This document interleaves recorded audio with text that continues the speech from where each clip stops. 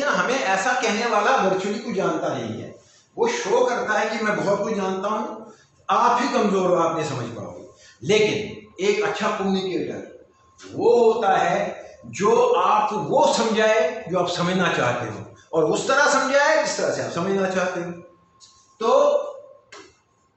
ये इसका मतलब है कि आपको सबसे पहले लैंग्वेज ऐसी लानी है जो इजी टू अंडरस्टैंड हो, और वो कम्युनिकेटर के अपने लेवल की ना हो, बल्कि उस लेवल की हो कि जो जिनको मैसेज दिया जा रहा है, जिनको कम्युनिकेट किया जा रहा है, उनके लेवल की हो।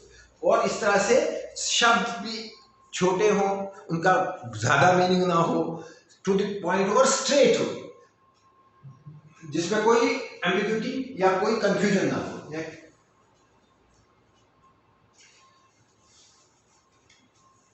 कभी कभी क्या होता है कि लैंग्वेज रिलेटेड बैरियर्स में एक तो सेमेटिक्स था, दूसरा मैंने अभी लैंग्वेज कहा है। कभी कभी आप लिखते हो मैसेज,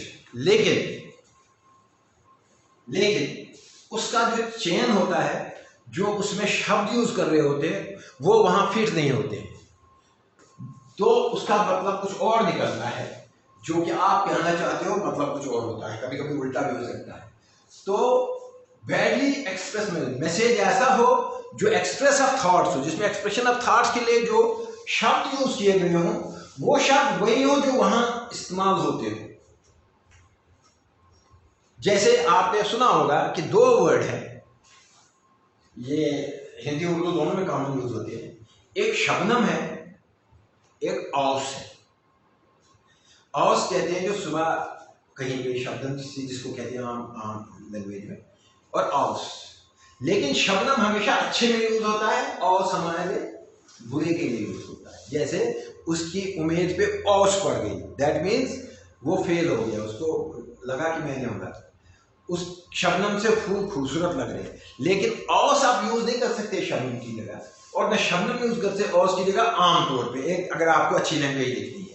इसका मतलब है दोनों का मतलब एक ही है, लेकिन अगर इनको यूज किया जाए तो उनका मतलब उल्टा पड़ जाता है। जब हम इस चीज को कन्वे करते हैं दूसरे को, जब तक उसको ना समझाए कि मेरा औस का यहाँ मतलब क्या है, वो तो time consume, that is not possible. तो हमें जो बहुत common accepted by the language people हो, वही वर्ड यूज करने चाहिए। और नॉट ओनली दैट, जो एक्सेप्टेड बाय द आम जनता हो, जो उसके क्या मीनिंग ले रहे हो, हमें उसी लैंग्वेज में उनको बोलना चाहिए। अच्छा, अगर आप ऐसा करते हो तो आप क्या करते हो, ऐसे शब्द यूज करते हो जिसकी वजह से कंफ्यूजन डेवलप हो जाती है जो मैसेज दे रहा है उसके माइंड में, और एक कयास बन जाता है, कंफ्यूजन क्रिएट हो जाता है। ये इसका मतलब है कि ये इसका मतलब है। अब आपस में बहस हो कि नहीं, मैं तो कहता हूं इसका ये मतलब है ये। अब आप कहां कम्युनिकेट करवा रहे थे, लोगों को समझा रहे थे, आपने कंफ्यूज कर दिया। तो लैंग्वेज का प्रॉपर यूज होना, सही शब्दों का इस्तेमाल करना, वो शब्द जिसका वो मीनिंग हो जो आप कन्वे करना चाहते हो, that is very important if you want to reduce the level of barrier of the communication. ठीक, symbols and words with different meanings.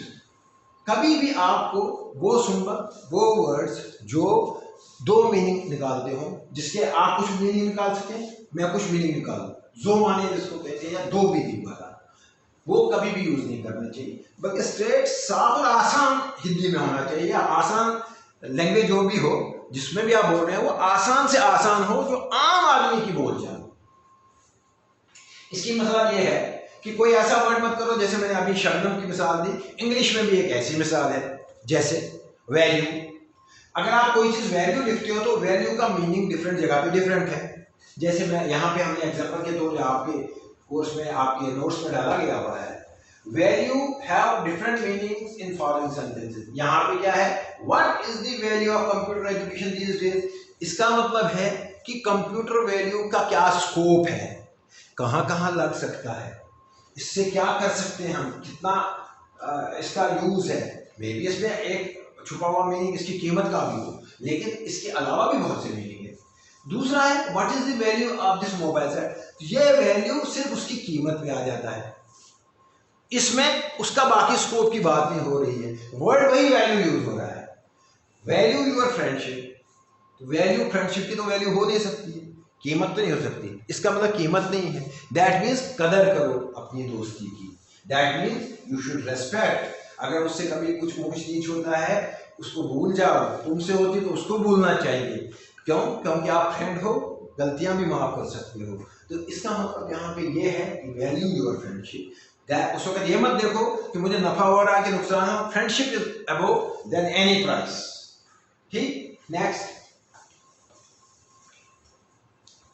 Other language, different language. अब एक प्रॉब्लम और है कि मान लो मैं जम्मू कश्मीर से हूं और मेरी मातृभाषा 2 मिनट के लिए डोगरी है या कश्मीरी है, मैं हरियाणा में आता हूं और मैं फार्मर से इंटरेक्ट कर रहा हूं, तो मेरा उन तक मैसेज पहुंचाना इजी नहीं होगा। क्यों? क्योंकि मेरी लैंग्वेज डिफरेंट है और सुनने वाले की लैंग्वेज डिफरेंट है ना। इसकी वजह से क्या होगा कि डिफरेंट लैंग्वेजेस भी एक बाधा बनती है अपने आइडियाज कन्वर्ट करने, क्योंकि जो मैं बोल रहा हूं वो कुछ और मीनिंग उसकी लैंग्वेज में निकल रहा है, या जो मैं टूटी फूटी बोलता हूँ वो समझ नहीं पा रहा है, क्योंकि वो हंस लेता है। जब आप किसी लैंग्वेज में बोलो दूसरा, तो जब आप दूसरी लैंग्वेज में बोलते हो तो उसमें लोगों की हंसी छूट जाती है, वो सीरियस नहीं हो पाते। तो लैंग्वेज एक बहुत बड़ा बैरियर बन जाता है, डिफरेंट लैंग्वेज। अगर मैं एक बैकग्राउंड का हूँ और वो भी एक बाधा है कम्युनिकेशन की। उसके बाद अगर मैं लैंग्वेज भी जानता हूँ लेकिन मेरे बोलने में क्लियरिटी नहीं है, सफाई नहीं है बोलने की, मैं साफ नहीं बोल पा रहा हूँ, वो भी एक बहुत बड़ा कम्युनिकेशन का बहुत बड़ा, वो भी एक हर्डल है, वो भी एक कॉन्स्टेंट है। कभी कभी क्या होता है कि मान लो आप, हमने किसी आदमी को कहा कि अंग्रेजी में कोई चीज डेवलप हुई, हम चाहते कि ये मैसेज फार्मर्स तक पहुंचे, हमने किसी अंग्रेज गान को बैठा दिया, भाई इसका तर्जमा कर दो, इसका अनुवाद कर दो। उसने अनुवाद किया और अनुवाद ही उसने गलत कर दिया। तो जब मैसेज ही गलत होगा तो मैसेज गलत करने होगा। तो ये भी इंपॉर्टेंट है कि जो ट्रांसलेशन हो किसी मैसेज का, अगर हम एक लैंग्वेज से दूसरी में करते हैं और उसको कन्वे करना चाहते हैं तो वो फाल्टी ना हो, उसके लिए एक्सपर्ट्स बिठाएं जो रियली जानते हो लैंग्वेज को, वही उस मैसेज को ट्रांसलेट करें, तभी हो। तो फाल्टी ट्रांसलेशन भी एक बहुत बड़ा हर्डल है in communication, that is one of the important communication barrier again. जैसे आपने देखा होगा कि आदमी पे भी डिपेंड करता है कि वो क्या समझता है। जब आपने देखा होगा कि एक आपस में डिफरेंट लोग, डिफरेंट कंट्रीज, डिफरेंट स्टेट्स के लोग आजकल होते हैं, नीचे सबऑर्डिनेट को ये किसी ओरिजिन का होता है और टॉप किसी ओरिजिन का होता है, लेकिन एक पिवटल आदमी होता है जो इन तमाम को मैनेज करता है, ऊपर इंफॉर्मेशन देता है, नीचे उसको मैनेजर कहते हैं। तो मैनेजर का बैकग्राउंड क्या है, वो क्या समझता है, वो भी बहुत इंपॉर्टेंट बन जाता है कि मैसेज क्या कन्वे हो। दैट मीन उसका भी, अगर वो एक बैकग्राउंड से हो, दूसरे बैकग्राउंड से हो, तो पूरे सिस्टम में वो मैसेज कन्वे नहीं होगा जो रियली कन्वे किया जाना चाहिए।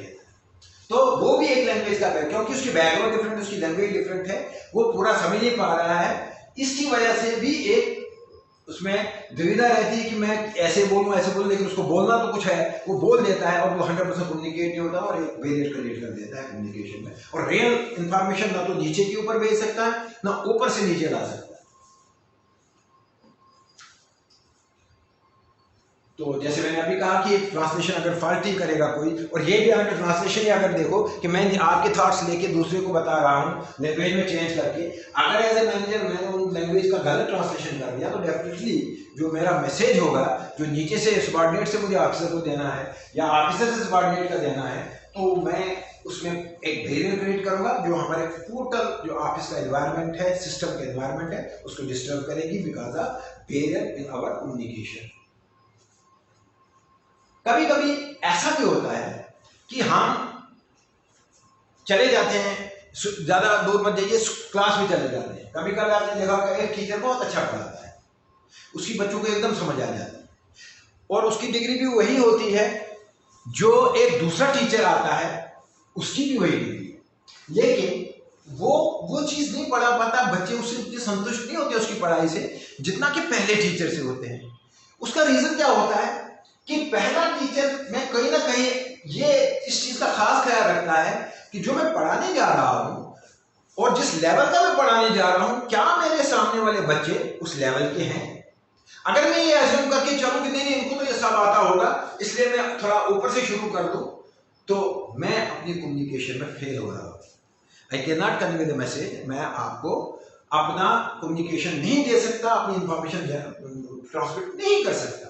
अगर करूंगा भी वो, लेकिन बच्चों को समझ, क्योंकि वो उनके लेवल की बात नहीं। तो यही मतलब है कि हमारे पास पहले, अगर आपको रियल अच्छा कम्युनिकेटर बनना है, आपको ये जानना बहुत जरूरी है कि जिनसे मैं कम्युनिकेट कर रहा हूं वो क्या मेरी इस बात को समझ पाएंगे कि नहीं पाएंगे, उनको इतनी इंफॉर्मेशन और नॉलेज है कि नहीं है कि जो मैं बात करने जा रहा हूं वो उनके दिमाग में बैठेगी कि नहीं बैठेगी। तो ये असम्पशन नहीं होनी चाहिए। हाँ, ये तो जानते होंगे, इसलिए मैं आगे बढ़ता हूं। ये बहुत बड़ा एक लेक्यूना है, ये बहुत बड़ा एक बैरियर क्रिएट करने का एक रीजन बन जाता है। नेक्स्ट, कभी कभी क्या होता है कि हमें कुछ प्रॉब्लम आ जाती है कि हम मैसेज कन्वे नहीं करते। मान लो हमें डेयरी सेक्टर के कुछ मैसेज कन्वे करने हैं और डेयरी सेक्टर में कुछ ऐसी टर्मिनोलॉजी है जो टेक्निकल, और हम उनका हिंदी हमारे पास अवेलेबल नहीं है, या लोकल लैंग्वेज में तो बिल्कुल ही अवेलेबल नहीं है कि उस चीज़ को लोकल लैंग्वेज में क्या किया जाए। तो वहाँ पे हम मजबूर हो जाते हैं कि हमें टेक्निकल वर्ड्स ही यूज़ करने हैं। तो जितना आप टेक्निकल वर्ड ज़्यादा यूज़ करोगे उतना कम्युनिकेशन में आपके प्रॉब्लम आती जाएगी। तो सोल्यूशन है कि हमें चाहिए कि टेक्निकल वर्ड्स जो हम यूज़ कर रहे हैं उसका कम से कम इतना कोई वर्ड देखें जो उसके बहुत करीब उस लैंग्वेज में हो जिस लैंग्वेज में हम बात करना चाहते हैं। तो वो हमारा कम्युनिकेशन गैप कम करेगा, बैरियर के लेवल को कम करेगा। क्यों? क्योंकि हम जो समझने वाले हैं हमारी बात समझ रहे हैं, अगर क्या 100% नहीं समझ रहे हैं, 70-80% तो समझने में कोशिश तो कर रहा हूँ कि उनकी लैंग्वेज समझ, लेकिन अगर मैं पूरा टेक्निकल वर्ड्स यूज करूँ ना वो समझेंगे ना मैं समझा पाऊंगा, तो एक बैरियर क्रिएट हो जाएगा टेक्निकल जैगरन से। तो कहीं कहीं मजबूरी होती है, तो वहां पहले एजुकेटर ट्रेनिंग दो उनको, फिर उनसे बात करो, पहले उनको समझाओ, एक ट्रेनिंग दो कि मैं इससे क्या कहना चाहता हूँ। लोगों से मिलके बैठो, उनसे इंटरेक्ट करो, भाई इस बात को आप कैसे समझाओगे दूसरे को। तो जब वो इंफॉर्मेशन जनरेट होगी उसके बाद कम्युनिकेशन डेवलप करो और उसको कन्वे करो, that will be the best method. तो technical jargon is one of the important reasons कि जो आपके लैंग्वेज में शॉर्टकमिंग की वजह से एक बैरियर बन सकता है। उसके बाद कभी कभी कैसे बोला जाता है, मेरी बॉडी लैंग्वेज कैसी है, ये भी कम्युनिकेशन में अफेक्ट करते हैं। क्योंकि बॉडी लैंग्वेज से आपने देखा होगा कि जब कोई स्पीच करता है और वो बहुत तेज स्पीच करता है, वो बाजू भी हिलाता है, आंख भी हिलाता है, तो लोगों में भी जोश आ जाता है। कोई वही बात अगर चुप करके करेगा और ना ये हालांकि लोगों में एंथुसियाज्म नहीं आता है। क्यों नहीं? क्योंकि बॉडी लैंग्वेज का हमें देखने पे, विजुअली जो हम देख रहे हैं, उसका एक इन्फ्लुएंस हमारी इस पे आता है, हमारी समझ पे और हमें अंडरस्टैंडिंग पे आ जाता है। तो बॉडी लैंग्वेज भी इंपॉर्टेंट है कि हम कैसे अपनी बॉडी की मूवमेंट्स को करें, गेस्चर्स कैसे यूज करें, और उनको वो गेस्चर यूज करें जो लोग उसको समझते हो। जैसे एक कॉमन सा गेस्चर आपने देखा होगा कि हमारे नॉर्थ इंडिया में अगर किसी को ना करना होता है तो वो गर्दन से कहते हैं, हाँ करना हो तो गर्दन से ऐसे करते हैं, हाँ हाँ, या ना करना हो तो ऐसे करते हैं। लेकिन अगर आप वेस्ट बंगाल चले जाएंगे तो वो अगर उनको कहते हैं भाई आपने ये किया, वो ना को भी हाँ कहते हैं, ऐसे हाँ। दैट मीन्स ये गेस्चर हमारे लिए मिसकंफ्यूजिंग है, उनके लिए नहीं है लेकिन हमारे लिए है। अगर हम इसको यूज करें हम समझे कि ये ना कह रहा है जबकि वो हाँ कह रहा है।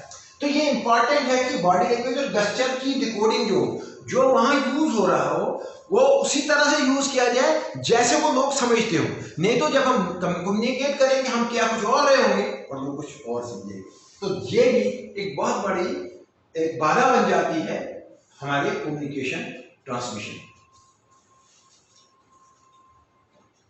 जैसे मैंने अभी मिसाल दी कि कोई ऐसा गेस्चर जिसमें हमें ये नहीं पता चले यस कह रहा है कि नो कह रहा है, जैसे मैंने अभी मिसाल दी आपको बंगाली की। No, third is socio psychological barrier. ये भी बहुत इंपॉर्टेंट है कि आपकी बैकग्राउंड क्या है, आप कहाँ रहते हो, आप क्योंकि जितना आप इंटीरियर में विलेज में रहते हो कि आपके लोगों से इंटरेक्शन कम है, तो उतना जनरली, ये जरूरी नहीं हर जगह हो, लेकिन जनरली उतना लोग मिक्सअप नहीं होते हैं, आइडियाज को एक्सेप्ट नहीं करते। लेकिन जो ही वो खुलते हैं लोगों से या सिटीज के पास आ जाते हैं, इंटरेक्शन बढ़ता है, तो धीरे धीरे लोगों में जागरूक, जिसको हम कहते हैं जागरूकता आ गई, कि वो जाके वो अंडरस्टैंड कर रहे हैं, वो कम्युनिकेट कर रहे हैं। क्योंकि बगैर कम्युनिकेशन और इंटरेक्शन की जागरूकता नहीं आ सकती, क्योंकि जितना आप अपने में रहेंगे, आप अपने आइडियाज के साथ रहेंगे, जितना मिक्सअप करेंगे तो आप नए आइडियाज डेवलप करेंगे, इंटरेक्ट करेंगे, अगर किसी में अच्छा है उसको अडॉप्ट करेंगे। और आजकल तो लोग बुराई को भी अडॉप्ट ज्यादा कर रहे हैं, लेकिन अच्छाई को ही अडॉप्ट करना जो चाहिए था वो करेंगे। तो इसलिए कहने का ये मतलब है कि सोशो साइकोलॉजिकल बैरियर बहुत इंपॉर्टेंट है। और हमारे दिमाग में ऑलरेडी कुछ ना कुछ होता है। अगर मैं पीछे कहीं दूर से वो कहता है यार मैं तो गाऊंगा, या दूसरा समझ ये तो गाऊंगा, इसको कहां समझ आ जाएगी। तो ये एक सोशो साइकोलॉजिकल बैरियर है जो कि हमें प्रॉब्लम करता है कम्युनिकेशन में। हम समझते हैं कि ये समझ नहीं पाएगा, या वो कहता है कि इसकी बात मुझे समझ नहीं आएगी। तो socio psychological barrier is one of the important causes जो कि कम्युनिकेशन में, क्योंकि इसकी वजह से, सोशल इकोनॉमी की वजह से उनका मेंटल स्टेटस, उनका थिंकिंग लेवल, उनका रिएक्शन लेवल, उनका एटीट्यूड, उनका परसेप्शन डिफरेंट होता है। जब एटीट्यूड, परसेप्शन और थिंकिंग लेवल डिफरेंट हो, जो कि सोशो साइकोलॉजिकल बैरियर्स की वजह से है, इसलिए कम्युनिकेशन वहां पे करना इजी नहीं होगा। नेक्स्ट। और आपको पता है कि आप जब तक दिमागी तौर पे तैयार ना हो किसी मैसेज को लेने के लिए, आप रेडी नहीं, आपका माइंड सेट नहीं हो, तो आप नहीं ले सकते। आप पागल को मैसेज दे सकते हैं, आप उसको कुछ कहेंगे वो कुछ और करेगा, उसका अपोजिट कर देगा। इसलिए मेंटली आपका साउंड होना, मेंटली फिट होना, मेंटली एग्रीएबल होना किसी भी मैसेज को लेने के लिए वेरी इंपॉर्टेंट है, अगर आपको मैसेज को 100% कन्वे करना है।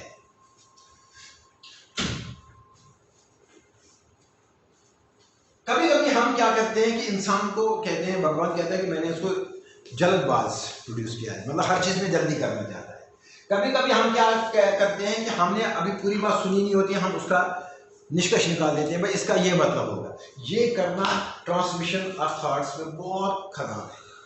इसकी वजह से आप रियल आइडियाज को नहीं पा सकते हैं, और आप जो कम्युनिकेशन आप लेना चाहते हो, दिया जाना चाहता है, आप इस पर कभी कभी गलती कर सकते हो। मैंने तो कुछ और था, लेकिन आपने जल्दबाजी में कुछ और कर दिया। इसलिए प्रीमेच्योर इवैल्यूएशन किसी भी बात का करो, जब तक बात पूरी ना सुनो तब तक आप बीच में से कोई इवैल्यूएशन मत करो। जब पूरा बात समझे, जब वो बात खत्म करे, उसके बाद आप रेट करो, इवैल्यूएट करो, तो कम्युनिकेशन आपका बेटर होता जाएगा। उसके बाद लैक ऑफ अटेंशन। कभी कभी क्या होता है कि सोशल इकोनॉमी वाले से लोग इंटरेस्टेड ही नहीं रहे, यार छोड़ो, मुझे तो नहीं सुनना, मुझे किसी जबरदस्ती सुनाया जा रहा है। आप गांव में जाते हो कभी कभी, और वहाँ पे कोई मैसेज देना चाहते हो, और लोग इंटरेस्टेड नहीं है, उनको कोई बहाना बना देते हो कि हम इतना खाना देंगे आपको, आ जाओ। खाने पे तो आएंगे लोग, लेकिन मैसेज कोई नहीं सुनेगा। क्यों? क्योंकि उनको अटेंशन है ही नहीं उसके लिए, वो आए हैं खाना खाने के लिए। यही वजह है कि अटेंशन जब तक ना हो, वो दिली तैयार ना हो कि हमें ये सुनना है, हमें समझना हमारे जरूरी है, तब तक मैसेज कन्वे नहीं होगा, एक बैरियर क्रिएट होगा। दैट मीन्स इन शॉर्ट मैं क्या कहना चाहता हूँ कि लैक ऑफ अटेंशन, अगर उसमें अटेंशन ही नहीं है, वो अटेंशन एटीट्यूड है ही नहीं उस मैसेज को लेने के लिए, you can not convey the message and that will create a barrier.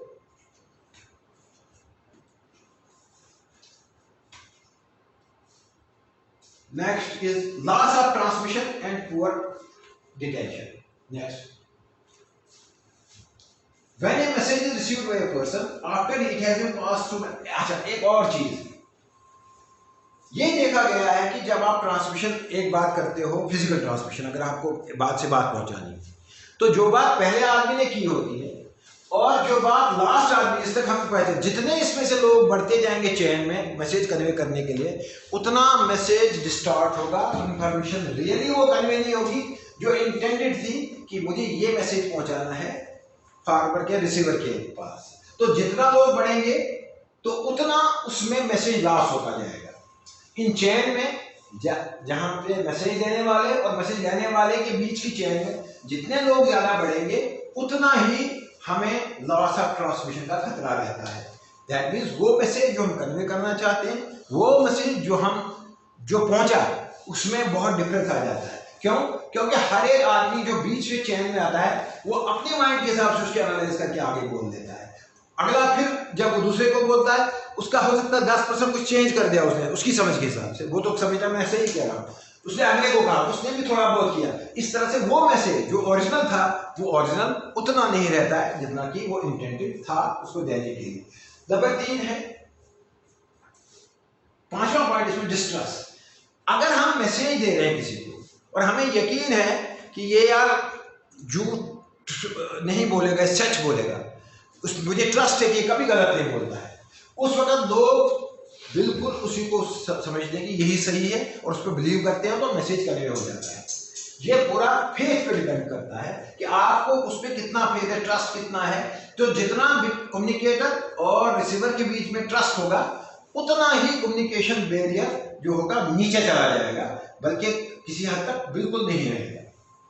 Number 4 is organisation barrier. कभी कभी क्या होता है, जैसे मैंने शुरू में भी कहा कि एक पर्टिकुलर ऑर्गेनाइजेशन में भी कुछ बैरियर क्रिएट हो जाते हैं, वहां पे सेपरेशन हो जाती है, कोई कुछ एक ग्रुप दूसरे ग्रुप से नहीं मिलता, ऑफिसर सबॉर्डिनेट से नहीं मिलता, सबॉर्डिनेट ऑफिसर से नहीं मिलता है, लोग सबॉर्डिनेट से नहीं मिलते हैं, सबॉर्डिनेट पब्लिक से नहीं मिलता है।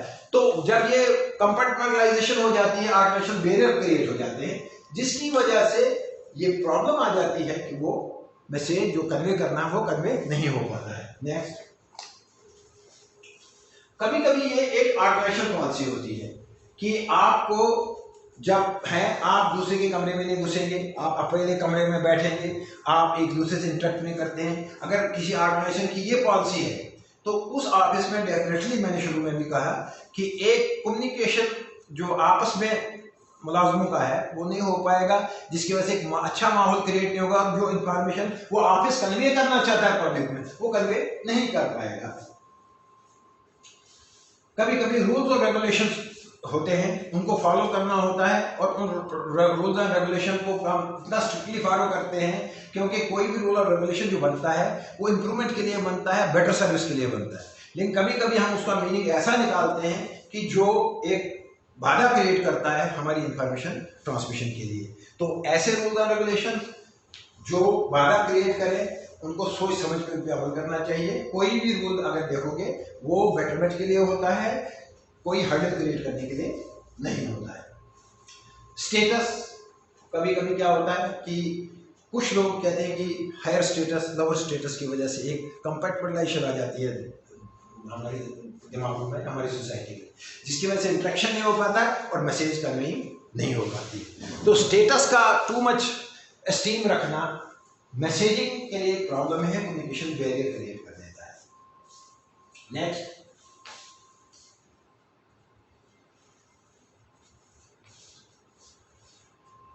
कम्प्लेक्सिटी इन ऑर्गेनाइजेशन। जितना आपका कम्प्लेक्स ऑर्गेनाइजेशन, जो मैंने अभी बोला, जितना बड़ा हो, कम्प्लेक्स हो, जितना ऑफिसर के नीचे अफसर, उसके नीचे दूसरा अफसर, उसके नीचे, उतना प्रॉब्लम आपकी कम्युनिकेशन में होगी।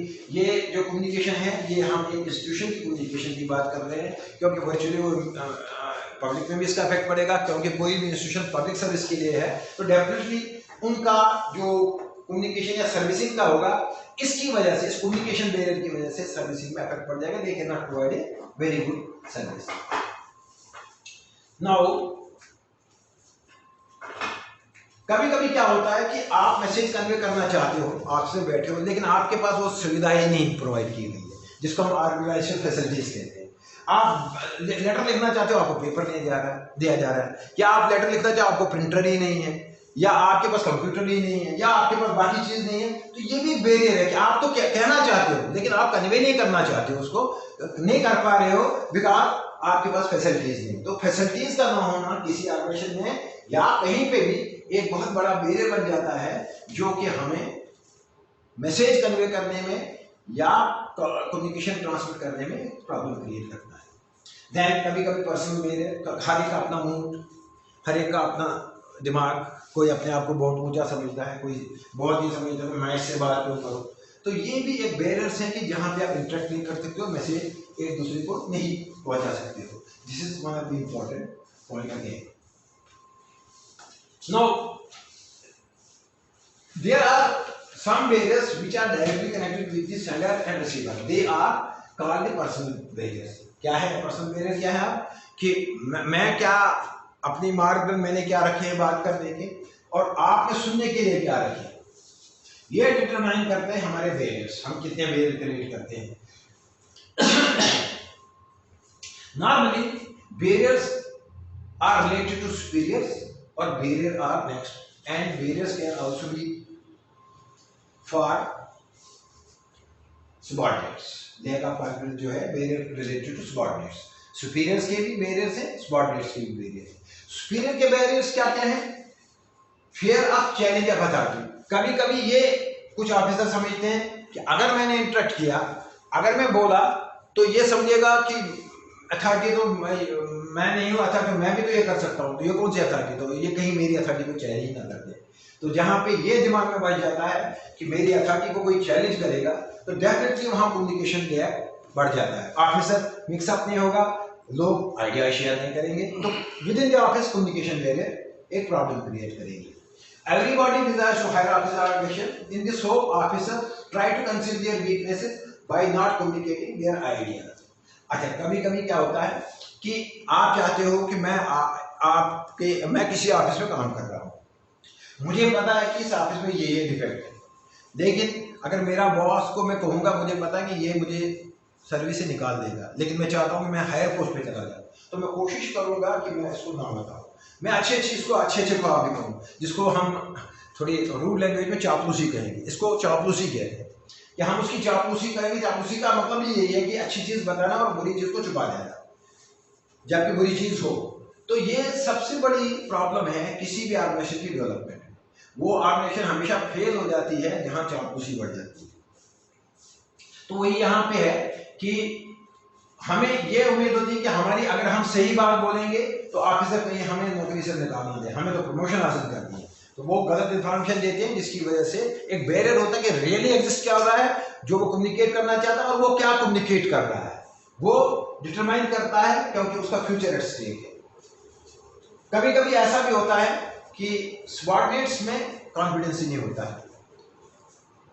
टॉप लेवल ऑफिसर क्या समझते हैं कि ये जो सबऑर्डिनेट्स हैं, इनको कुछ पता नहीं है, ये हमें कुछ एडवाइस नहीं कर सकते, और वो लेस केपेबल है, तो उनसे इंफॉर्मेशन ना तो उनको देते हैं ना उनसे लेते हैं। लेकिन जबकि ऐसा नहीं है, हमेशा देखा गया है कि collective wisdom is always better than simple wisdom. Collective wisdom में जब बहुत से लोग मिलकर कोई डिसीजन करें। अब आपको ये हम बताएंगे डेमोक्रेसी को हम क्यों मानते हैं कि सबसे अच्छी, क्यों? इसमें कलेक्टिव विजडम का हाथ है, बहुत से लोग मिलकर कोई चीज़ सोच के बनाते हैं, तो ये हमेशा इसमें फेल्योर के चांस बहुत कम होते हैं, या झगड़े के चांस बहुत कम होते हैं, एज कंपेयर टू कि जब हम क्या करें कि हम एक इग्नोर करें लोगों को, उनकी बात को न सुने, और एक प्रॉब्लम क्रिएट हो जाती है। इसका ये मतलब है कि सुपीरियरिटी अगर ऑफिसर शो करता है, superiority is not doesn't mean कि आप उनको रोक करें या बाकी चीजें। सुपीरियरिटी मीन्स कि आपके आइडियाज इतने अच्छे हों कि वो आपके आइडियाज के पीछे चले। आप में लीडरशिप क्वालिटी है, वो सुपीरियरिटी है, वो अथॉरिटी है। अथॉरिटी ये नहीं कि मैं किसी को सस्पेंड करूं, किसी को नौकरी से निकाल दूं, ये सुपीरियरिटी नहीं है। ये एक तरह का जो हम कहते हैं वो दुम्स और जबरदस्ती है। तो इस तरह से ऑर्गेनाइजेशंस नहीं चलती हैं। कम्युनिकेशन जब रुक जाता है तो ऑर्गेनाइजेशंस फेल हो जाती है। Next is barrier related to subordinates, these are unwillingness to communicate. कभी कभी क्या होता है कि जैसे मैंने अभी कहा कि सबऑर्डिनेट्स भी कभी कभी पार्टिसिपेट नहीं, वो नहीं बोलना चाहते ऑफिसर को कि हमारे ऑफिस में कोई खराबी है, या हम ऐसा फील करें, क्योंकि वो समझते कि तो हमारी सुनेगा ही नहीं। तो ऐसा माहौल नहीं होना चाहिए। अगर आप चाहते हो कि रियल कम्युनिकेशन ऑफिस में हो, जो वर्क के रिलेटेड जो भी इंफॉर्मेशन है वो रियली ट्रांसमिट हो और हमारा कंडीशन ऑफ वर्किंग इंप्रूव हो, तो हमारे पास हमें हर एक को मौका देना चाहिए कि वो अपना कंट्रीब्यूट करें उस ऑर्गेनाइजेशन की डेवलपमेंट।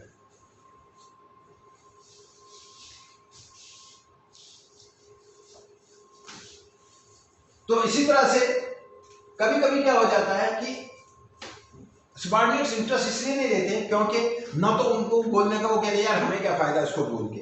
डेफिनेटली अगर आप इंसेंटिव दें कि जो अच्छा काम करेगा, जो अच्छा कंट्रीब्यूट करेगा, उसको हम कुछ ना कुछ यहाँ से एडिशनल दे दें, तो लोग इंटरेस्ट लेंगे काम में। तो अगर आप प्रॉपर इंसेंटिव्स दोगे तो definitely that will help in a better communication of good ideas across the organization, and as a result of that आपकी communication barrier कम होने की वजह से you can provide the best service या you can communicate the best information you want to convey to public or to some agency or anywhere, whatever is your objective of the institution. Next and last is the cultural barriers. So again, socio-economics and cultural are a bit, there may be some mixing, but sometimes people may ask you on the cultural barriers, so you have to speak about the cultural barriers too. Now, cultural barriers can be mindset of the people. Because of a certain culture, people don't react with the foreigners, with the outsiders. They don't talk to, like in our culture, ladies don't talk to the other people who is not from that village or some other villages. Similarly, even sometimes even person don't talk to a person who is from the other culture. So there are mindset of the people that we have not to interact with the people. So these cultural barriers are very important in order to convey the information. If you want to convey information and they don't want to accept it because they think that we don't require such information, this is culturally we don't require, it is not for us. So you will not be able to convince them, and there will be a big communication gap between you and them. So first is mindset of the people. Language, sign and symbols. I have already discussed under socioeconomics, so I don't want to repeat it. Different meaning of words and behavior. Again, I explained it under language and semantics. But since culture is also cultural barrier is also because of this, so that can be applied here too. Prejudice, manners and opinion. Oh, again, this is very important. You see, in certain villages, certain societies, certain tribes, they talk themselves, we are very high. We don't require any good idea, new idea. We know everything.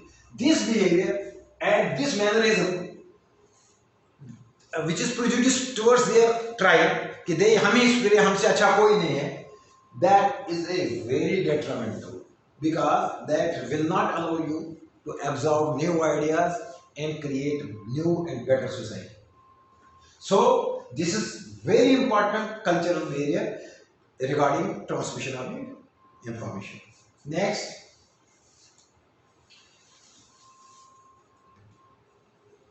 now even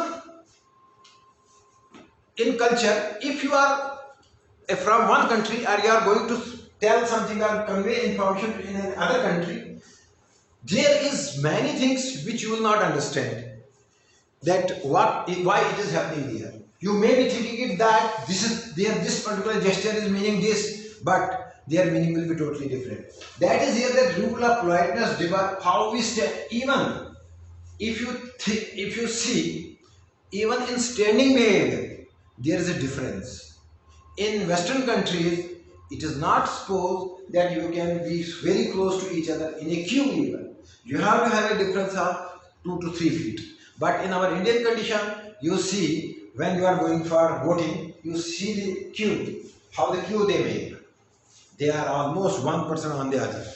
And this is not acceptable in foreign cultures. And any person who is looking this will think bad of the society, what the people they are. So, it is a very interesting to say to you, share with you. I was in US. Once there was an election and they saw the photographs of this particular, the one person stand almost on the other. He was confused. He was telling me, are they gays? These people, why they are so close to each other? So this is the behavior. This is the behavior they see that this should not happen. This is a very bad for them, and they become irritated and they will never convey their message in such environment. So it is very important that you have to understand the culture first, that this is the culture, this is acceptable, but is not acceptable by the other culture. So without understanding that, you will not be able to create an environment wherein you can give the message what you want to give.